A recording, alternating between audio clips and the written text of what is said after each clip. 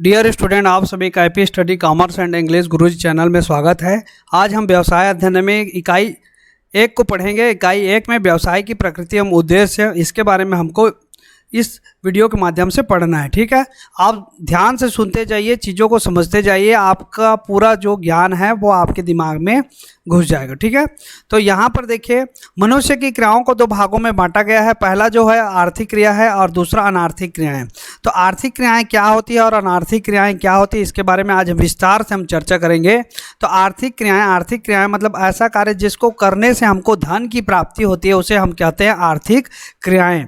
ठीक है, और दूसरा होता है अनार्थिक क्रिया, ऐसा कार्य जिसको करने से हमको धन की प्राप्ति नहीं होती, या फिर हम कह सकते हैं कि ऐसा कार्य जिसको करने का उद्देश्य जो है हमारा धन कमाना नहीं होता है, तो उसको क्या बोला जाता है, हम अनार्थिक क्रिया के अंतर्गत शामिल करते हैं। ठीक है, तो अनार्थिक क्रियाएं और आर्थिक क्रियाओं में इसको परिभाषित कैसे करेंगे।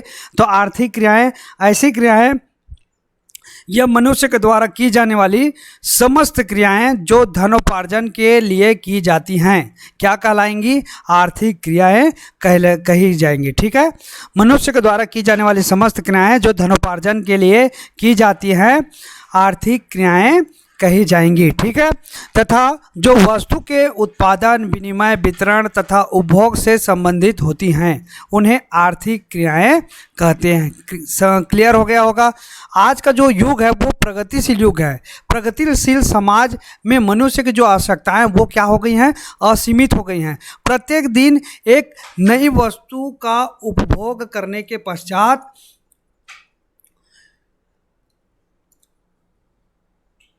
मनुष्य जो है संतुष्ट नहीं हो रहा है। ठीक है, तो मनुष्य जो है लगातार नई चीज़ों की आवश्यकता जो है उत्पन्न हो रही है, और वैज्ञानिक वर्ग नई नई खोज कर रहे हैं, उत्पादक नए नए ढंग से कुछ नया उत्पादन कर रहे हैं।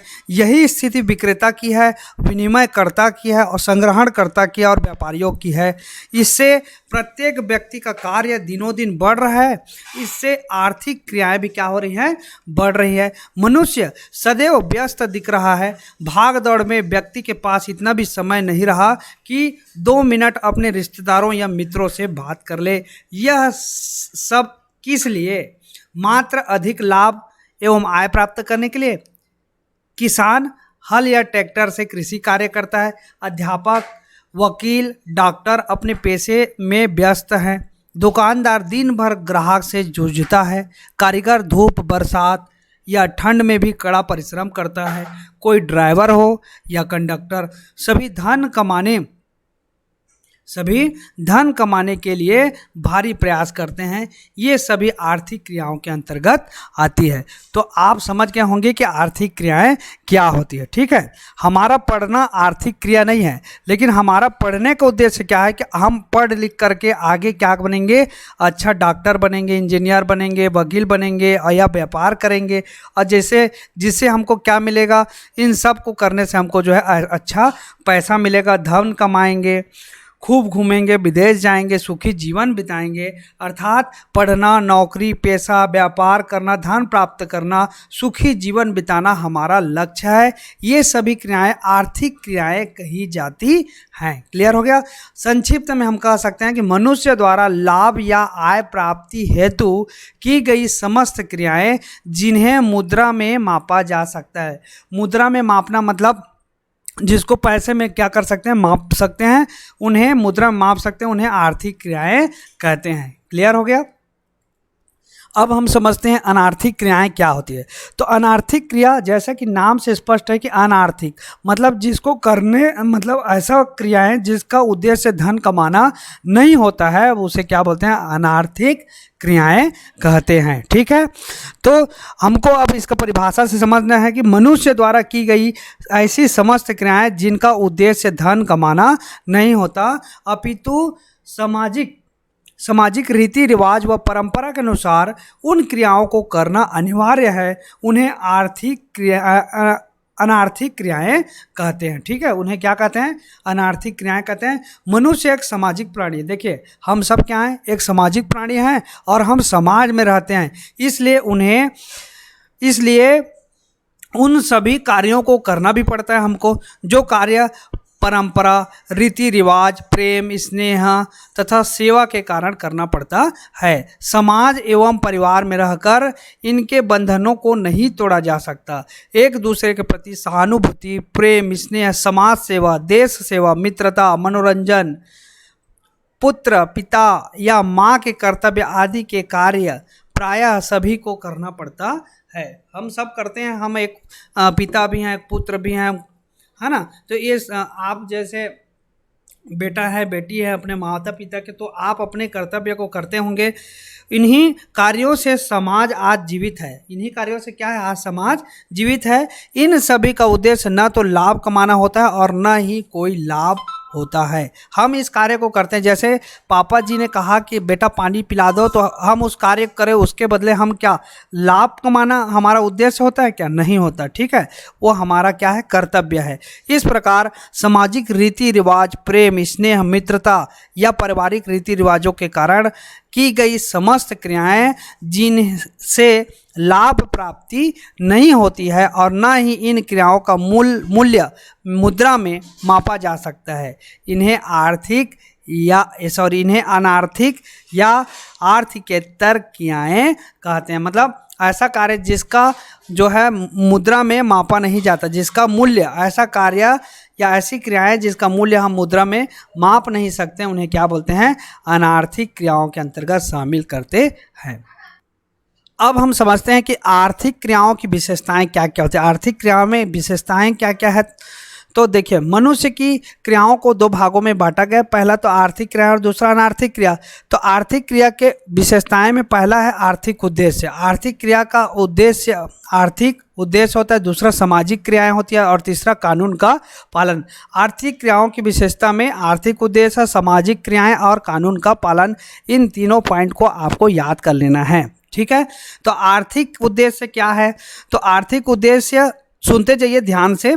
आर्थिक क्रियाएं धन प्राप्ति के लिए की जाती है। आर्थिक क्रियाएं किसके लिए की जाती हैं? धन प्राप्ति के लिए की जाती है। ठीक है, और धन कमाना या उसे क्रय करना, दोनों उद्देश्य आर्थिक क्रियाएं ही है। ठीक, इस हेतु क्रय विक्रय, विनिमय, संग्रहण, परिवहन भी आर्थिक क्रियाएं धन प्राप्ति हेतु की जाती है। इस प्रकार आर्थिक क्रियाओं में आर्थिक उद्देश्य अवश्य होता है। क्लियर हो गया। दूसरा है सामाजिक क्रियाएं। तो मनुष्य एक सामाजिक प्राणी है, समाज में रहता है। वह जन्म से मृत्यु तक समाज में ही रहता है, समाज के विभिन्न कार्य करता है, समाज में रहकर नियम से व रीति रिवाजों से क्रियाएं करता है। वे समस्त क्रियाएं आर्थिक क्रियाओं के अंग हैं। ठीक है। तीसरा, कानून का पालन। मनुष्य समाज में रहकर जिन कार्यों को करता है, ठीक है, मनुष्य समाज में रहकर जिन कार्यों को करता है वे कानून व नियमों के अंतर्गत ही किए जाते हैं। अतः आर्थिक क्रियाओं में कानून व नियमों का पालन अवश्य किया जाता है। ये कानून स्थानीय हो या सरकार के या समाज के, सभी कानून की श्रेणी में आते हैं। देखिए, जो कानून सम्मत होगा, कानून के अनुसार होगा, वही क्रियाएं जो है मनुष्य के द्वारा किया जाता है। ठीक है, जैसे किसी को हत्या करना, लूटपाट करना, चोरी करना, ये सब कानून सम्मत नहीं है, कानून के खिलाफ है, कानून विरुद्ध है। तो इन कार्यों को मनुष्य को नहीं करना चाहिए। ठीक है। अब हम समझते हैं आर्थिक एवं अनार्थिक क्रियाओं में अंतर। आर्थिक एवं अनार्थिक क्रियाओं में अंतर, तो पहला होता है उद्देश्य, दूसरा आर्थिक, पहला क्या हो गया? उद्देश्य हो गया, और दूसरा क्या है? आर्थिक मापदंड। क्या है? आर्थिक मापदंड। यहाँ पर मापदंड नहीं दिख रहा है, ठीक है, आप जो है ऐड कर लीजिएगा। उद्देश्य, आर्थिक मापदंड, तीसरा है भावना और चौथा है प्रभाव। क्या है बेटा? जाओ ना आप थोड़ा सा काम, खाना खा लो, मैं पढ़ा रहा हूँ। तो चार यहाँ पर जो है अंतर के पॉइंट दिए हुए हैं, उद्देश्य, आर्थिक मापदंड, भावना, प्रभाव। ठीक है, इन चारों पॉइंट को लेकर के आपको जो आर्थिक एवं अनार्थिक क्रियाओं में अंतर को बताना है। ठीक है, तो इन चारों पॉइंट को आपको याद कर लेना है। ये चारों पॉइंट याद रखेंगे तो आर्थिक एवं अनार्थिक क्रियाओं में अंतर बन जाएगा। चलिए आगे बढ़ते हैं। यहाँ पर देखिए, आर्थिक और अनार्थिक क्रियाओं में अंतर को हम पढ़ेंगे। देखिए, उद्देश्य, आर्थिक मापदंड, भावना और प्रभाव। तो यहाँ पे सबसे पहले उद्देश्य को देखते हैं। आर्थिक क्रिया का उद्देश्य क्या होता है और अनार्थिक क्रिया का उद्देश्य। तो आर्थिक क्रिया का उद्देश्य लाभ प्राप्त या आय प्राप्त करना, जबकि अनार्थिक क्रियाएं निर्लाभ एवं बिना आय की होती हैं। ठीक है, आर्थिक क्रिया का उद्देश्य क्या होगा? लाभ प्राप्त करना या आय प्राप्त करना होता है, जबकि अनार्थिक क्रिया का उद्देश्य निर्लाभ एवं बिना आय प्राप्त की होती है। दूसरा, आर्थिक मापदंड। तो यदि किसी कार्य को मुद्रा में मापा जाता है, आर्थिक मापदंड में क्या होगा? यदि किसी कार्य को मुद्रा में मापा जाता है तो वो आर्थिक क्रिया होगी, और यदि किसी कार्य को मुद्रा में मापा नहीं जा सकता तो वो अनार्थिक क्रिया होगी। क्लियर हो गया? फिर है भावना। भावना, तो आर्थिक क्रिया जो हम करते हैं उसके पीछे क्या भावना छिपी रहती है? तो आर्थिक क्रिया जो करते हैं उसके पीछे हम आय प्राप्त करने की, लाभ प्राप्त करने की भावना छुपी रहती है, जबकि अनार्थिक क्रियाओं से आत्मसंतुष्टि, अनार्थिक क्रिया मतलब जिसके बदले हमको पैसा प्राप्त नहीं होता है, ऐसे क्रियाओं को करते हैं तो हमको आत्मसंतुष्टि, या किसी धार्मिक कार्य करते हैं, मंदिर जाते हैं, पूजा करते हैं, या एवं शांति भावना जो है इसमें छुपी हुई रहती है। ठीक है, अनार्थिक क्रिया के अंतर्गत। फिर प्रभाव, तो आर्थिक क्रियाओं को करने से मनुष्य के आय में वृद्धि होती है, आय बढ़ता है, जीवन स्तर ऊंचा होता है, राष्ट्रीयता प्रभावित होती है। ठीक है, आर्थिक क्रिया को करने से आय, जीवन स्तर और राष्ट्रीयता प्रभावित होती है, जबकि अनार्थिक क्रिया में मानवीय चरित्र, सम्मान, सामाजिक मूल्य, ये सब को देखा जाता है। ठीक है, तो आप समझ गए होंगे। तो ये सब जो है ये आर्थिक क्रिया और अनार्थिक क्रिया के अंतर के पॉइंट हैं। इन पॉइंटों को आपको अच्छे से याद रखना है। ठीक है, उपयुक्त विवेचन से हम यह निष्कर्ष निकाल सकते हैं कि आर्थिक व अनार्थिक क्रियाओं के मध्य ऐसी कोई रेखा नहीं है जिसे मिटाया ना जा सके। एक ही क्रियाएं एक समय में आर्थिक हो सकती हैं और दूसरे समय में अनार्थिक भी हो सकती है। समझने के लिए ये है कि माँ के द्वारा अपने बच्चे को अगर लालन पालन पोषण कर रहे हैं, उसको देखभाल कर रहे हैं, माँ अगर कर रही है तो वो अनार्थिक क्रिया है। लेकिन उसी को हम किसी बाई को रखे हैं, किसी काम वाली को रखे हैं, उसको हम बच्चे की देखभाल के लिए अगर रखे हैं तो वो क्या हो जाएगा? आर्थिक क्रिया के अंतर्गत आ जाएगा। उस बाई को हमको क्या करना पड़ता है? पैसा देना पड़ता है, तो उस बाई के लिए क्या हो गया? वो आर्थिक क्रिया हो गया, जबकि एक माँ के लिए वो जो है अनार्थिक क्रिया के अंतर्गत आता है। इससे आप स्पष्ट रूप से समझ सकते हैं। ठीक, तो आर्थिक और अनार्थिक क्रियाओं में अंतर को आप भली भांति समझ गए हैं। तो इस वीडियो में आज हम जो है आर्थिक और अनार्थिक क्रियाओं के अंतर तक ही रखेंगे।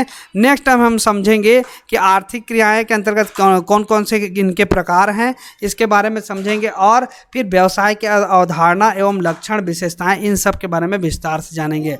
हम जो है पुस्तक जो है नवबोध प्रकाशन की बुक से पढ़ रहे हैं। नवबोध प्रकाशन के पुस्तक से हम आगे भी वीडियो बना करके अपलोड करते जाएंगे। तो चैनल पे नए हैं तो चैनल को सब्सक्राइब कर दीजिए, बेल आइकन को प्रेस कर दीजिए, ताकि जब भी हम नया वीडियो अपलोड करें तो आप तक जो उसका नोटिफिकेशन पहुंच सके।